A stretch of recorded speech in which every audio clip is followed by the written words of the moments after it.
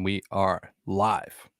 Yeah, we're live. It's Seattle Overload. It's the news slash press conference slash everything Seahawks edition podcast where Ty and I will delve into all the stuff you need to know.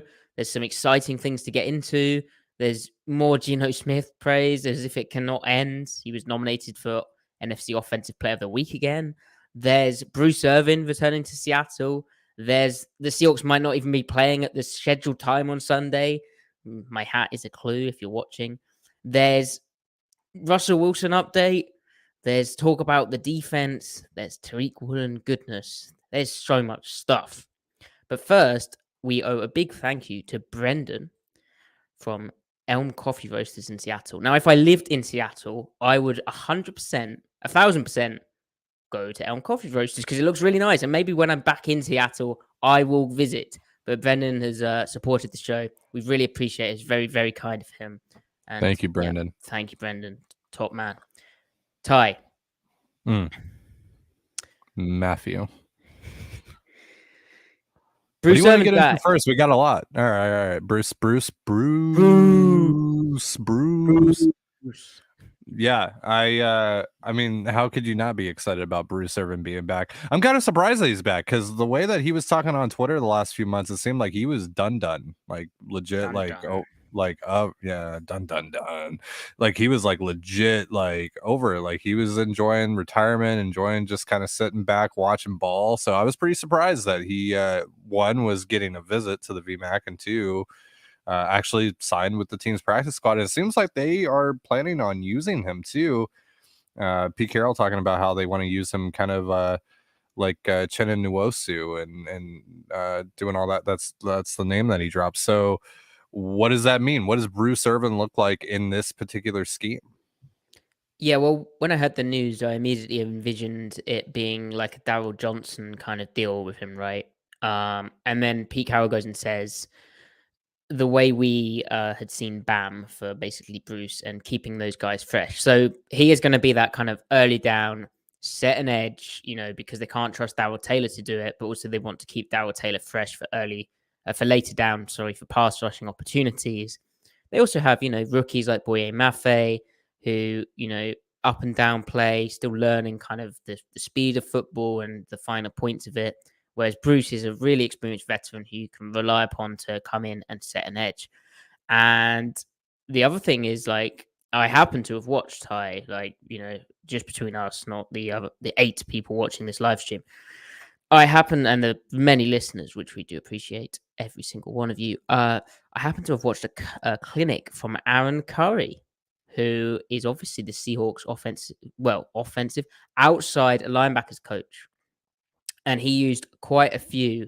The clinic specifically was on edge setting in a defense, and he used quite a few of Bruce Irvin's clips. So on top of the fact that he has experience in Seattle, he's a Seattle guy, he's been staying around the area, on top of the fact that he can be relied upon to set an edge, he's also familiar with Aaron Curry, because Aaron Curry's familiar with him. He's used him as an example, a coaching tapes kind of example.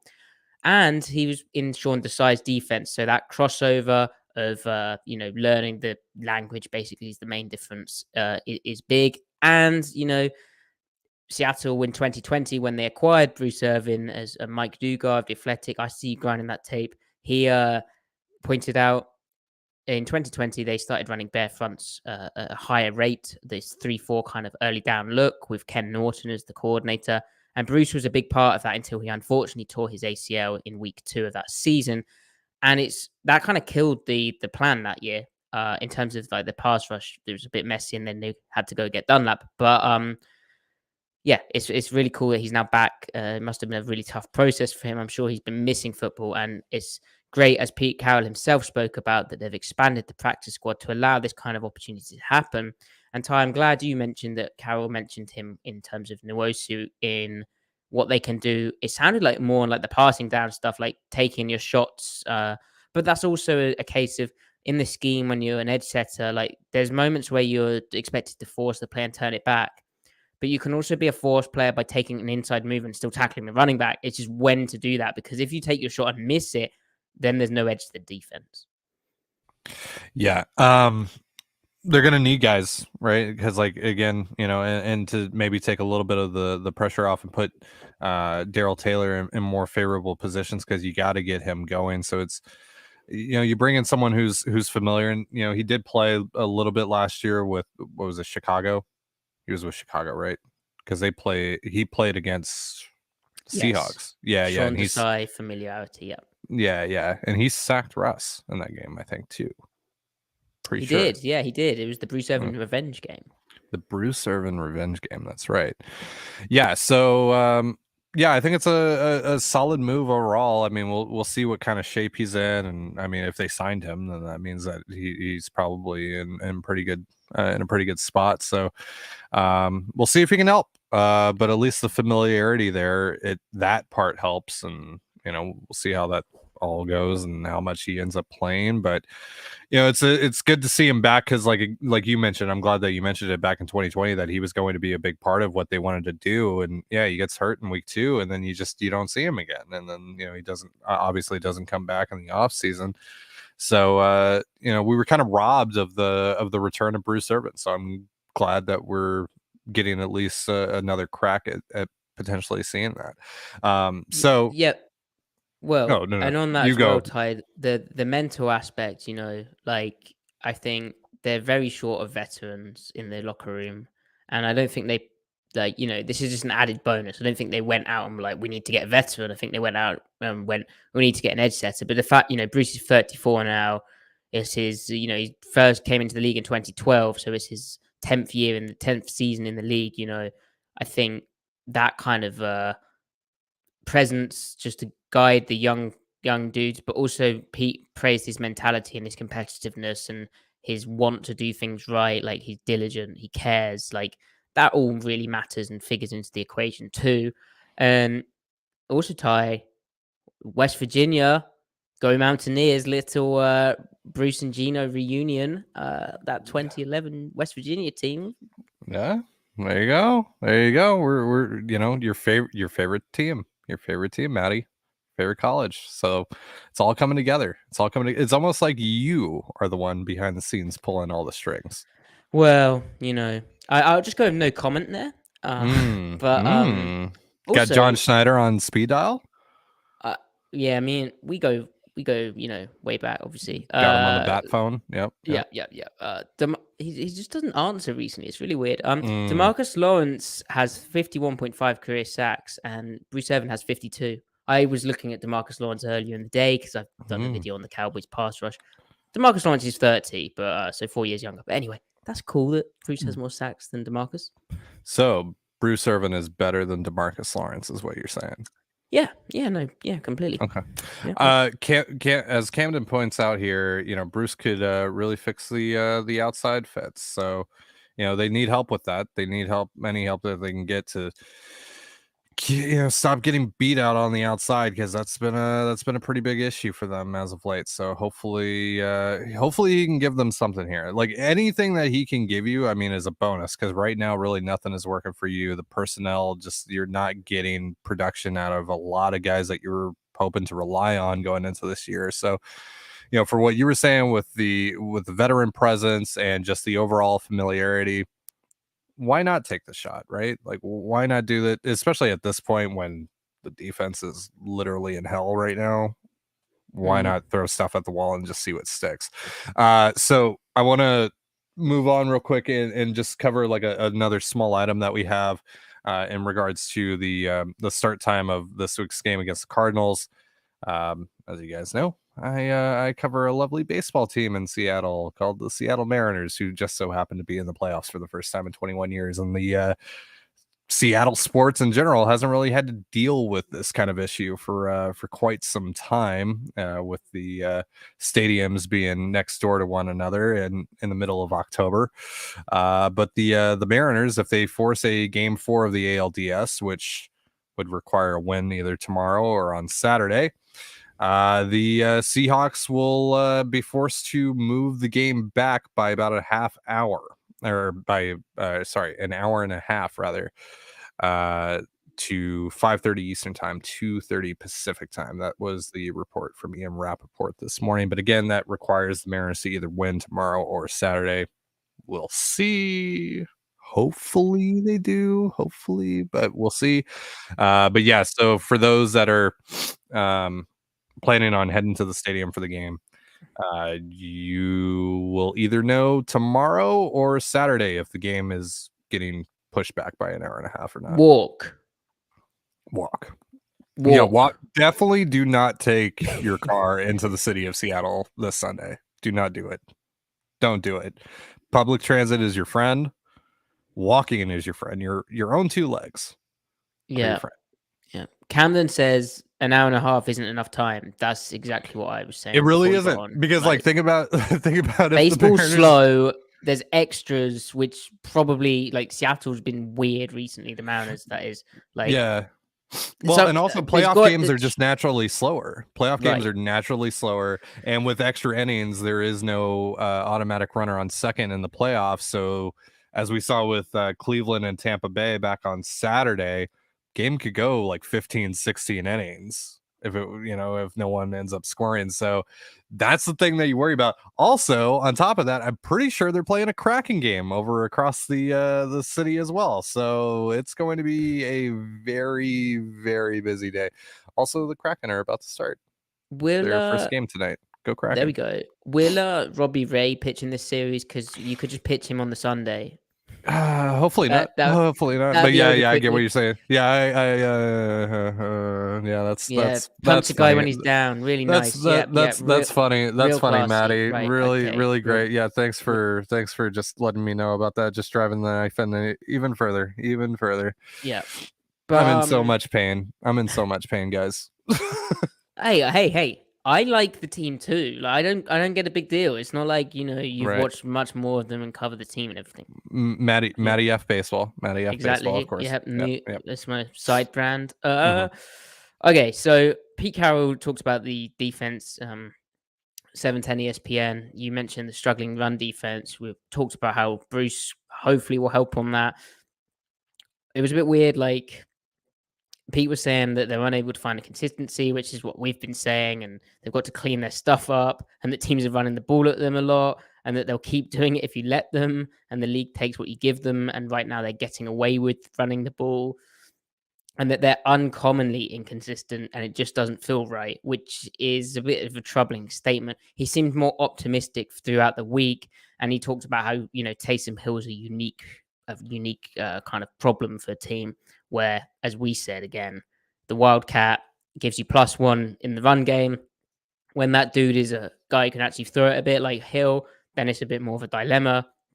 The fact that Seattle didn't execute their plan is still like galling to me. Like, I mean, every other team who's faced Hill this season has actually looked like they had a bit of an idea, whereas Seattle just looked completely clueless. And every play he wasn't in, I was like, oh, thank God for that, because it's It obvious looked they like don't know the what they're first doing. time when Taysom Hill became a thing, right? Like when it Right. first. Like, what is this? This Yeah, like, he oh can my run and God. throw. That's Yeah, amazing. whoa. He can also play tight end. Oh my God. Taysom Yeah. Hill is the best player in football. Yeah, exactly. Exactly. Let's Uh, give that guy $100+ million. but then throughout the week, Pete says that the linebackers continue to take advantage of the system, but they're both growing within it. He said it was Cody Barton's better game, and it was last week was the best game that the two inside linebackers played. He then says Jordan Brooks is an incredible football player, an incredible player.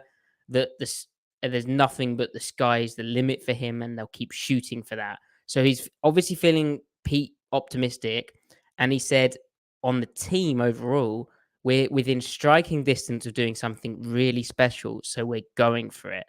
Like, wow. So that's quite a statement. And I can kind of see where he's coming from. Like, I think overall, and we'll discuss this in our tape podcast tomorrow, but with Griff involved as well. Overall, like the defense did show signs of improvement again. They did that against Detroit too. I think it's kind of beginning to settle into something. Um, it was interesting as well how Pete said about the defensive tackles. Again, kind of what we say, but all of the stuff we're doing now, we've done in the past. In the 3-4 stuff, there's a little bit more of us reading the linemen differently. So that's like a predominant, it's more predominant that they're mirror stepping, is basically what he's saying, because Seattle when they run their 3-4 looks. This year, there's a lot more of playing on the inside of the tackle where you mirror step. So you take a flat 6-inch lateral step and you knock back the tackle and mirror him where he departs, rather than playing on the outside shoulder of the guard as a what we call a 3 technique and 6-inch power stepping. So more of a forward step into the guard, knocking him back. So that's a subtle difference. But really, he's like, there's not much of a difference to the defensive tackles.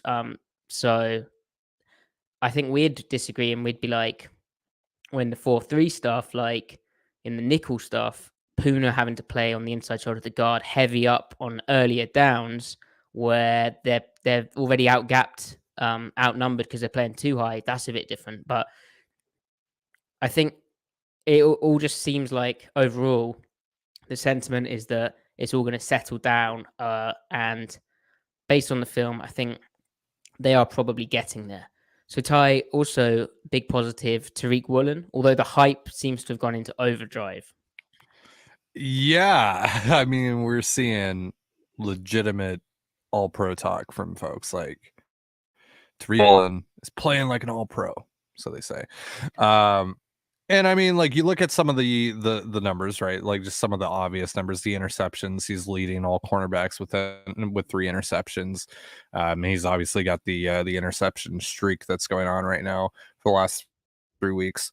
The passer rating is I think he has the 4th lowest opponent passer rating against amongst all cornerbacks. So there's obviously like the those kinds of stats that are supporting that argument, but and that is certainly going to play a factor into when the voters actually determine these all pro teams. But I've heard from you and Griff as well over the last few shows talk about how there's definitely some mistakes that he's making, definitely some learning curves, definitely we're seeing the rawness of Tariq Woolen that we all expected.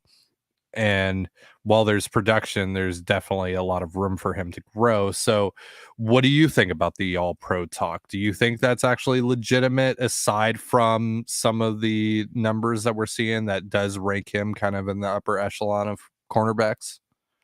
I think we need to chill out a tiny bit, but it is exciting. Like Pete said that they clocked him at 22.9 miles per hour when he was chasing down Taysom Hill, which Yeah.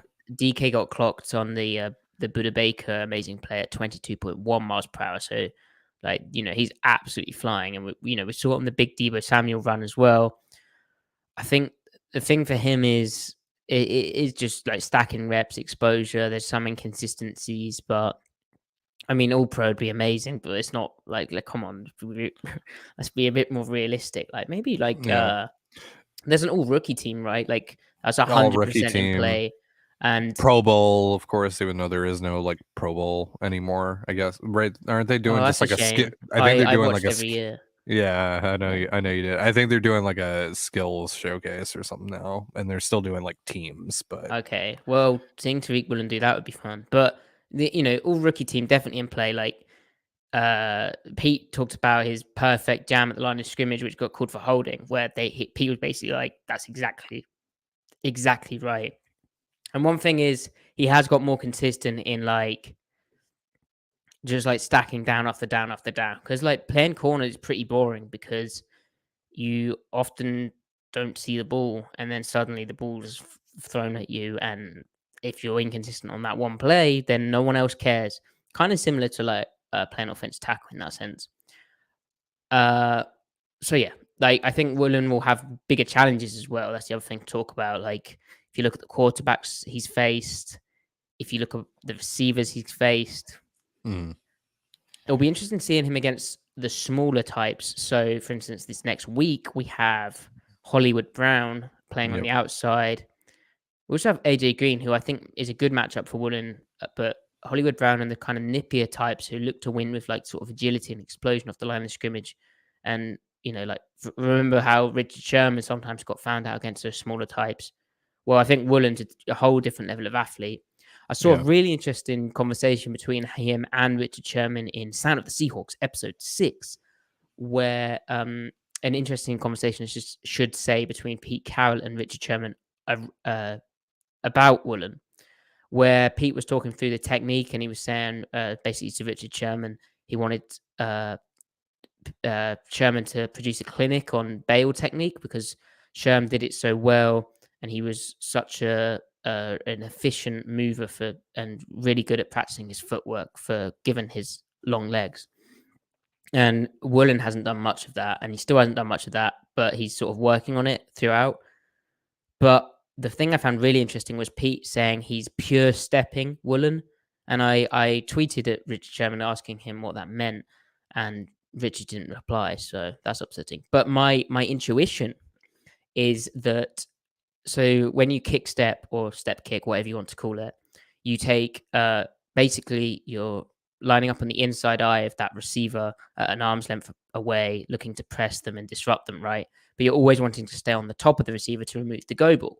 So sometimes you take a 6-inch outside read step, which Sherman really liked using, because if you think about it, you're on the inside of the guy. When you take that 6-inch read step, which is slightly lateral or even slightly backwards, you are protecting the outside release, which is going to be the go ball, the fade route, right? If the receiver is going to run outside of you, he's running down the field deep most of the time. But pure stepping to me is not doing that, because Pete also coaches a mirror step where that's just 6-inch steps based off where that receiver releases. When he releases outside your frame or starts to release outside your frame, you step, until you have to kick backwards when he releases fully outside your frame. And I think the pure stepping to me is that Woolen's the level of athlete where he can mirror step, he can just pure step from the jump. He doesn't need the outside read step to protect him. He's so effective against the deep ball anyway, the outside release stuff, which is exciting. Now, Shaquille, this isn't like unique to Woolen. Like Shaquille Griffin, he was a mirror stepper. I forgot his name. But at USC, they had smaller corners who are like really good movers, but they never really had that like Sherman kind of 6'3" dude. They were mainly mirror steppers as well. So, but it's cool that like Woolen has that trust. It's also just cool to me as a cornerback kind of nerd and a cornerback coach. Like that's a cool thing, and you've seen Woolen use it brilliantly. Like the one big matchup he had was against Ayuk. He played quite a lot of off because of how the 49ers were like in condensed formations and there's a threat of play action. And so when you're playing cover 3, you don't really want to press against that because you kind of need the cornerback to help on these crossing routes. How do they help on the crossing routes? They need vision. How do you get vision? You play off, you play outside leverage on the condensed split, and then you can see the crossing routes across the field. You can see the play action. You can see everything. You can look in on the play. But against the Broncos, Courtland Sutton, their kind of offense, when they got in the gun, allowed Woolen to get some press reps. Did an article on Woolen, actually, which on Seahawks on Tape, Substack, where I did the Broncos and the 49ers tape of Woolen's because I was really impressed. And his press against Sutton was very, very good. Like there was a ticky-tacky defensive pass interference call, but like he kind of shut him down on the vertical route tree. And Sutton's kind of that bigger type. So can't wait to see him against the Cardinals where they'll throw 4 verts. They'll try and get him beat on the outside. They might even throw in that crafty play where they do a check with me to the sideline and snap it quickly. Like they got who was that? They got the Seahawks on one time. And so great matchup. Woolen's doing really well. All pro talk. Let's chill out slightly. But, yeah. But just keep it up, I guess, and keep learning, keep stacking reps. Do we know if there's been a day 3 drafted guy that's made all pro first year? I mean, that's very unlikely because the only like rookie. Well, I mean, I'd have to study the all pro team, but I'd guess like the only real rookie, to me, the likeliest all pro position is for a rookie is pass rusher, right? Could you come in that or special teams, I guess. Right, so special teams probably most likely, like a kicker or punt. Hey, when did Michael Dixon make all pro? Oh, was he a rookie? That's a good point. I think he was a rookie, actually. There we go. There you go. Look at you go. Look at you. Yeah, like I and then there's obviously always like a specialist that makes it in. Yeah, and Dixon was a day 3 guy. Yeah, yep. He was an all pro. There you go. Let's Michael go. Dixon Look at that. Right out the bag. It's a good day today. Proud of you. Though I'm still a little mad at Michael Dixon. Still a little mad at old Dicko mode after Sunday. All right. So I mean, like, Well, we'll see. Ty. After Oh. Sunday, Pete said I could have not allowed that to happen on the punt to 710 ESPN. Well, now it's Mm, Seattle Sports, Brook and Salk. So that implies, Ty, that there may have been a bit more to that, perhaps. Like mm, maybe a seed had been planted in Dixon's mind that the fake was like, there. hey, like if you see something there, you can take off. Yeah, Yeah. yeah. I Anyway, still back. I still choose to be mad at Dicko mode though. Camden points out Lockett was, but Lockett was a day 2 guy. Lockett was a day 2 guy. So trying Yeah, to think, come. were there any day 3 guys though? But yeah, outside of or at least Michael Dixon. Michael Dixon is the answer. I'm proud of you, Maddie. I'm very proud of you. But yeah, Woolen, like, it'll be interesting to see him. Plus, he's going to get a lot more difficult matches here coming up. Because after this, what they play the Chargers, right? So that's Mike Williams, potentially Keenan Allen if he's healthy. He hasn't been. And then they play the Giants, which whatever. Then they play the Cardinals again, and they'll have Hopkins that time. So DeAndre, Hollywood Brown, AJ Green. That'll be interesting. And then after that, they get the Bucks. So potentially like Evans, Godwin, Julio, maybe. I know he's been dealing with a thing. I know their whole receiving core has been dealing with a thing. The point is, they like Tariq is going to get some really, really tough matchups coming up here. So we're going to really put it to the test. Also, he gets Devontae right after that, if assuming Devontae doesn't go to jail for pushing over the cameraman. The thing with corner as well, it's obvious, but short-term memory, like what if he gets beat, like seeing how he responds will be like big. And he's had some like ticky-tacky penalties. He's responded well. So far so good, but you have a few bad plays. Let's see how you respond. That's the big thing to watch Yeah. for when these matchups come up. Not really the fact he gives up a catch, but more how do you respond after that? Because Richard Sherman got beat. Mhm. What did he said? You've got to let your nuts hang when you've got beat. Yeah. I think it's something along those lines.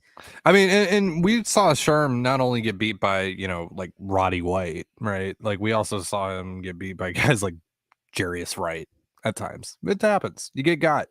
It's just the way it is in the NFL. Cornerback is very difficult. It is. It is.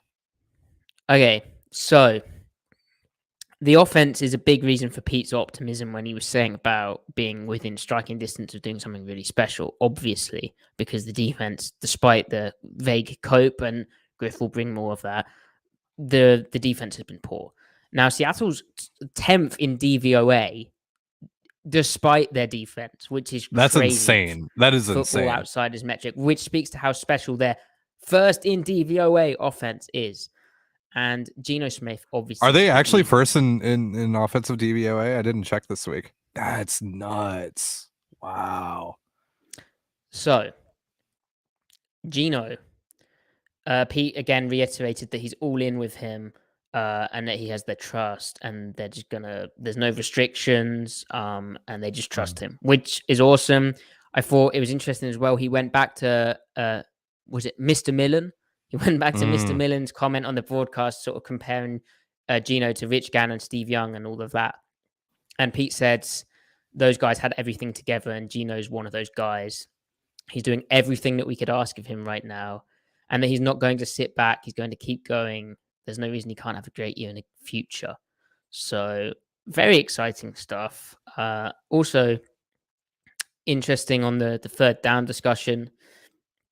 Pete mentioned the Saints really looked like they were playing us to run the football on third down, and he said they didn't adapt fast enough to that, which I mean, I guess I need to watch the tape on that, but I get, it did seem like Seattle was in a lot of like weird drop back situations on offense, where I don't know, they didn't look that prepared for. I guess Mm-hmm. that's what's going on there. Yeah. And then the rookie tackles, they came up to the podium tie today. Abraham Lucas, Charles Cross. And that was cool that they got their flowers and they're getting their flowers. And apparently Shane Waldron, the offensive coordinator, was thrilled with how they played. And Pete said they played great. And I think I agree with that too. So there's Mm-hmm. definitely like the sort of nucleus they're building of like young players. It's starting to come together, which, super exciting. Well, and we talked about how the road was also going to get tougher for those guys as well as we get into this next stretch of the schedule, and going up against guys like Cam Jordan, like that's a big test for these young dudes, and I think they held up pretty well, and so that's good. That's good to build upon, and it just seems like they're getting more comfortable, and and that's helping Gino out a lot. I think that's been a really big part for Gino's success so far, and just hearing that they're not gonna, that it's still just everything is open for Gino, all that stuff. It's really exciting. I'm really excited to see kind of what he does next and what the offense looks like.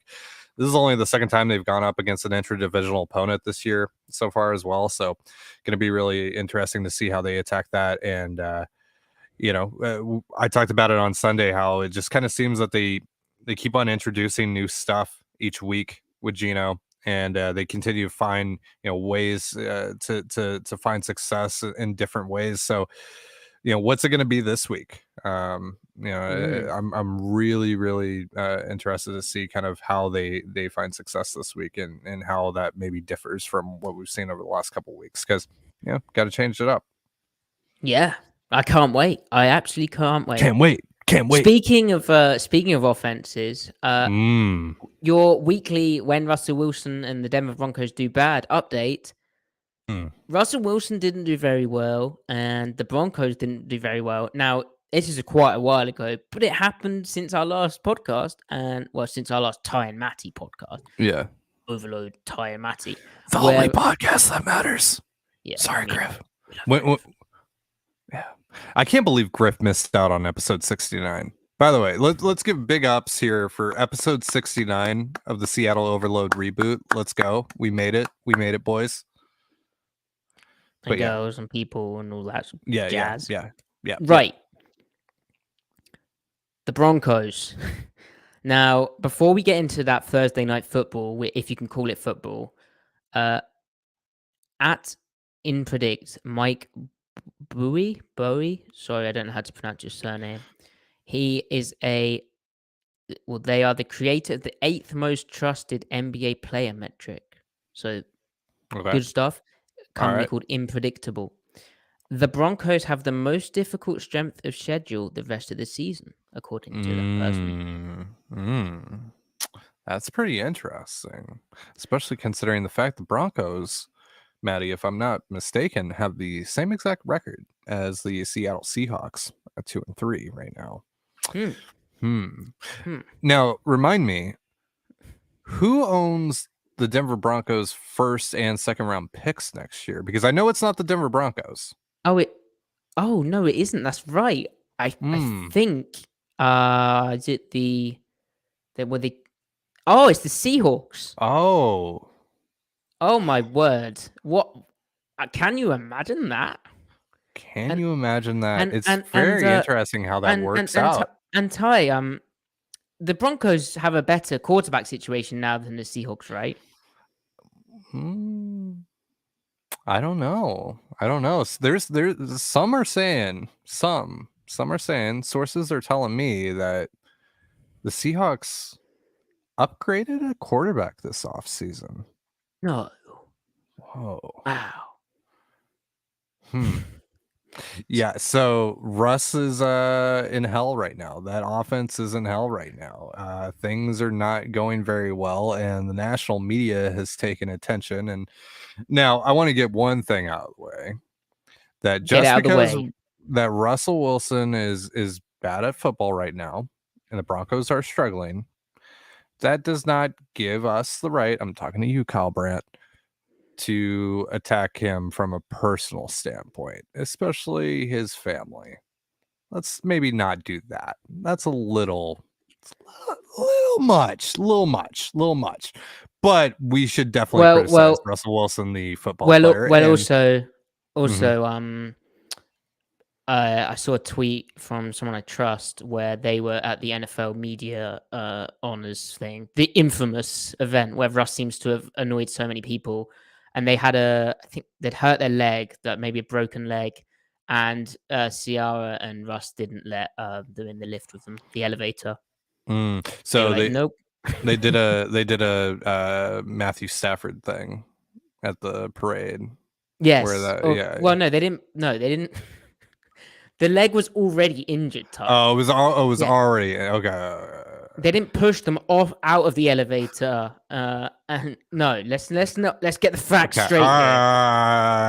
All right. Gonna get sued. I'm trying to craft my own narrative here, Maddie. But Ty, that Thursday night football game was like abysmal, and I think a highlight stat. Me and Griff were like reacting to it as we were recording the tape podcast. A Yeah. highlight stat is that 2 of 15 third down efficiency, and just watching it back as well, like Russ was bad against the stuff you think he'd be bad against, right? Like the middle field open stuff. But for me, like Gus was sitting in middle field close as he does, as he has tendencies to do. Their weak hook player, which is tasked with like getting deep and looking for these over routes, the deep crossing routes which beat the coverage. He wasn't doing that, and yet Russ wasn't connecting. And so you wonder, it comes out after his struggles. Oh, he's playing through a shoulder issue, and it's like, well, you know what? That actually might have a thing. It might actually matter. It's in his right shoulder as well. But then also, to me, it didn't come across like that. It came across more like miscommunication with receivers and just completely like broken offense. Like the other factor at play, Ty, to that was what on earth happened at the end of game. Like they bottled that game. Like as bad as they were, their defense was so dominant, Mhm. and there's this weird conversation on third and 4 where they then decide to go for a play action, and Russ throws a pick, and Richard Sherman goes absolutely crazy at the end, Yeah. because it's like it's triggering basically. But also like there's this weird conversation, as I said before the play in the timeout, where Russ is talking to Hackett, and to me, my read on that, and I tweeted it out at the time. I tweeted out the video, which this account called Ultra Rare Tape had tweeted out. I don't know who that is. Yeah. Uh, No clue who that is. uh, and it just looks like Russ is like saying, nah, I'm going to throw it here. And Hackett throws him under the bus after the game. He's like, yeah, Russ had the option to run the ball, run a play or pass play. Like, okay, thanks. Old Nate is getting tired of taking all the arrows there for his boy. Nathaniel, you sly fox. Yeah. And you're starting to see his teammates get upset. You saw KJ Hamler after the fourth down. When he Wide slammed his helmet. open. And he was wide open. On the man beating side. Yep. They get Yep. man beating side. Russ doesn't even look that way. He just forces it to Sutton. His dude.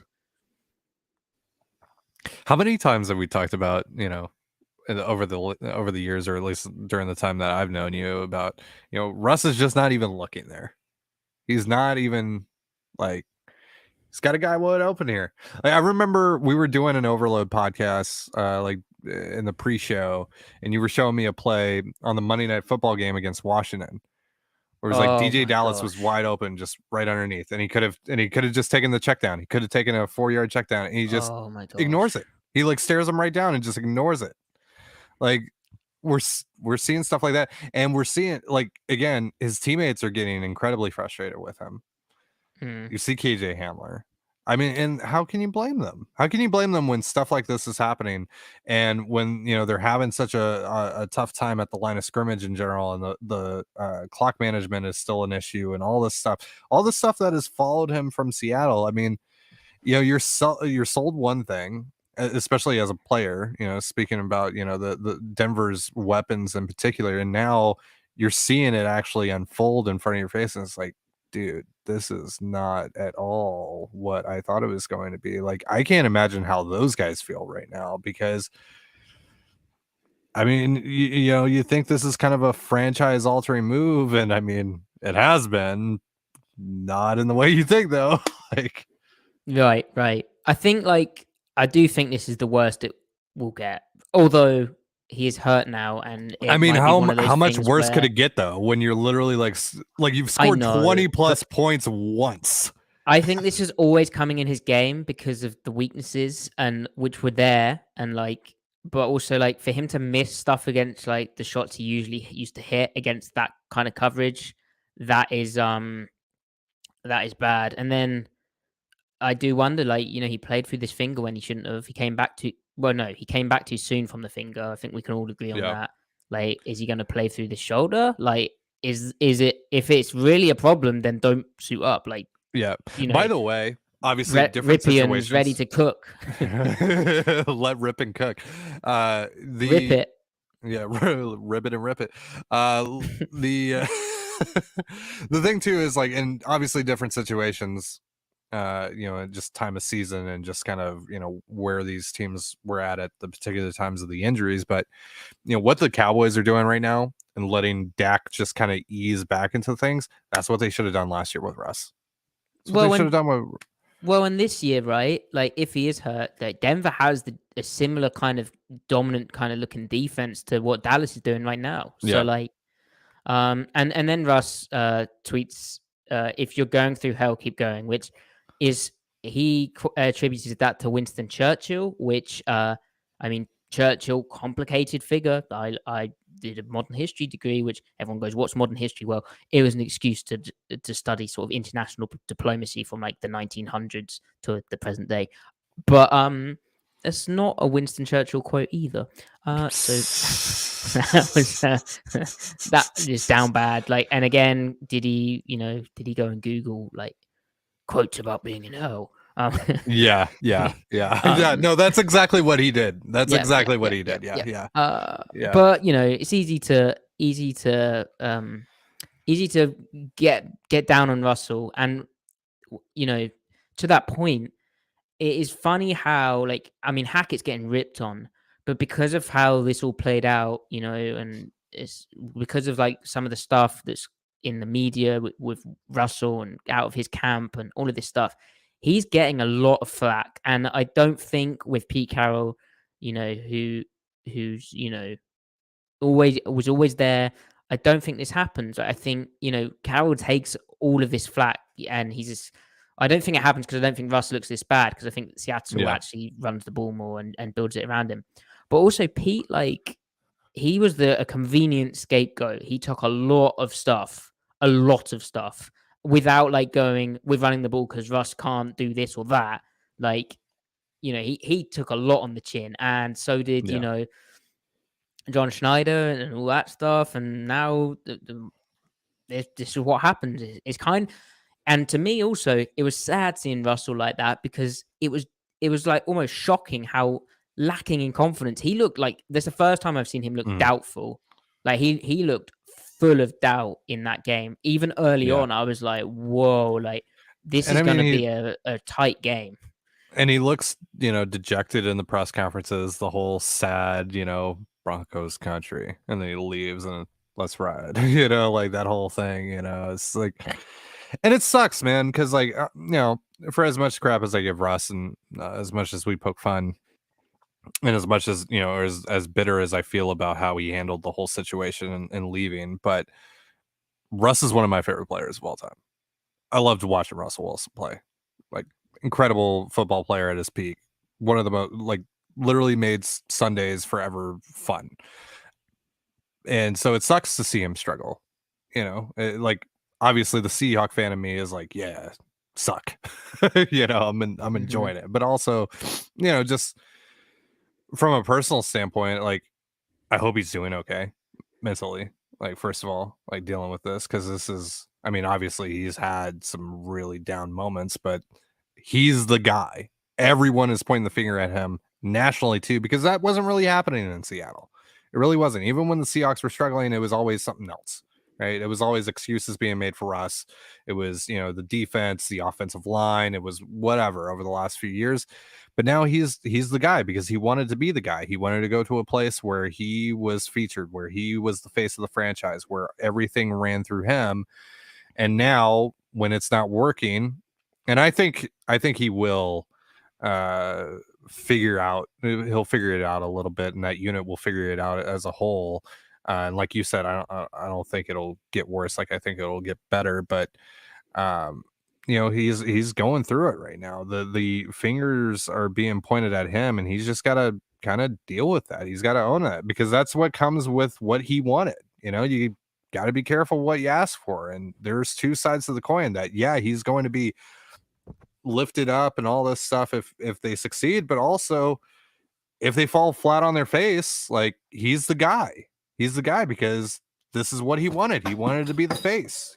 He wanted it. So, you know, I just mean, they choked that game away, and the yeah. way that they were so aggressive when they could have just run on 3rd and 4. Like, it was after the 2-minute warning, I think. But I know for a fact the Colts didn't have any timeouts. Like, them throwing a pick like that when it wasn't there, the throw wasn't there. The corner camped inside. It was double post concept.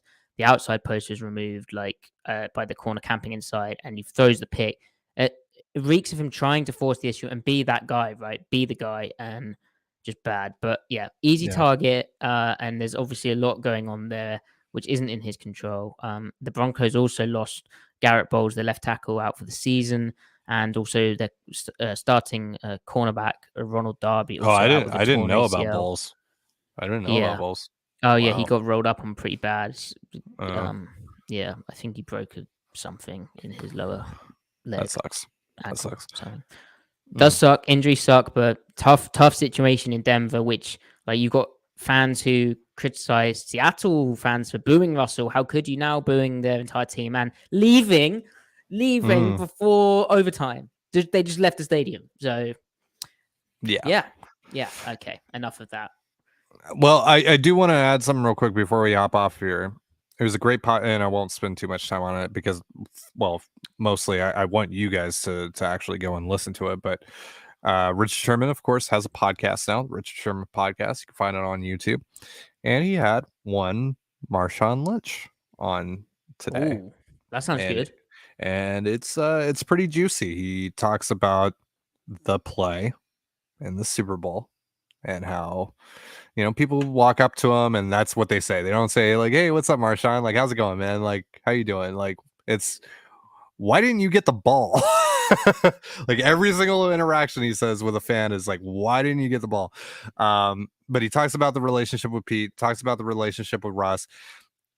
The most interesting tidbit to me about what he said with Russ was like, I want to reach out to him because I want him to like know, like, to keep his head up, get through this, etc. But I'm only going to be able to I only want to talk to him if I can reach him directly. And Richard Sherman added that you have to go through his agent to get in contact with him. Wow. Even players that he went to war with, that he won Super Bowl, that he won a Super Bowl with, went to 2 Super Bowls with, have to go through Mark Rodgers and company to get in Wow. contact with Russell Wilson. Wow. That explains so much. Like the whole, corny kind of thing of like you know, the corny image and like the inauthenticness and the kind of coldness that players feel from Russ. Like, that's crazy. That is Yeah. crazy. It's nuts. It's nuts. And it's really sad because it's, again, like you would think that, and this kind of goes back to what KJ was talking about, because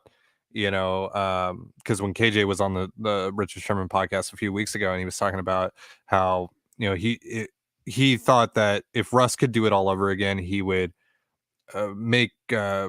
pay more attention to building relationships with his teammates, and really, being with his guys.